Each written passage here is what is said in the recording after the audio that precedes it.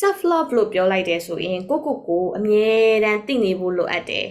and then သိပြီးသွားတဲ့အချိန်မှာကိုဟာဒီပတ်ဝန်းကျင်မှာကိုနေနိုင်လားဒီပတ်ဝန်းကျင်မှာနေခြင်းရဲ့လားအမြဲတမ်းကိုဟာလေ့လာဖို့လိုအပ်တယ်ဆိုတော့ဘလောက်ပဲမိဘဆွေမျိုးအတိုင်းဝိုင်းပဲဖြစ်နေအောင်တော့ဒီပတ်ဝန်းကျင်တစ်ခုနဲ့ကိုဟာအမြဲတမ်းလို့ boundary ရှိဖို့လိုအပ်တယ် boundary ဆိုတဲ့နေရာမှာဒီပတ်ဝန်းကျင်မှာကိုနေရဒါပေမဲ့ဒီပတ်ဝန်းကျင်မှာနေရတာကိုအတွက်အဆင်မပြေဘူးဆိုတဲ့အချိန်မှာခွဲထွက်လို့ရရင်ခွဲထွက်မယ်ခွဲထွက်လို့မရသေးဘူးဆိုရင်တောင်မှဘလို့စီးနဲ့ကန်းနဲ့နေထိုင်မလဲလူစီဘလို့ချထားမလဲအထူးသဖြင့်ကျွန်တော်တို့ဗမာကာချာမှာ boundary အားနေကြတယ်မိဘနဲ့သားသမီးနဲ့မှလည်းဝင်ရောက်ဆွတ်ဖက်တာအင်မတန်များတယ်တခြားရောက်ခမ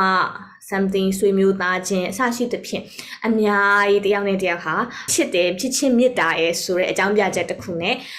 သူစီကိုကြောကိုစီသူကြောတဲ့ဟာတွေဟာအင်မတန်မှများတယ်ဆိုတဲ့အချိန်ကို boundary ကိုဘယ်လိုတိဆောက်ထားမလဲကို boundary ကိုတိဆောက်ရုံနဲ့မကဘူးကိုသူများရဲ့ boundary ကိုဘယ်လို respect ထားမလဲဆိုတဲ့ boundary ဟာအရေးကြီးတယ် so we need to have a boundary ရှိဖို့လိုအပ်တယ်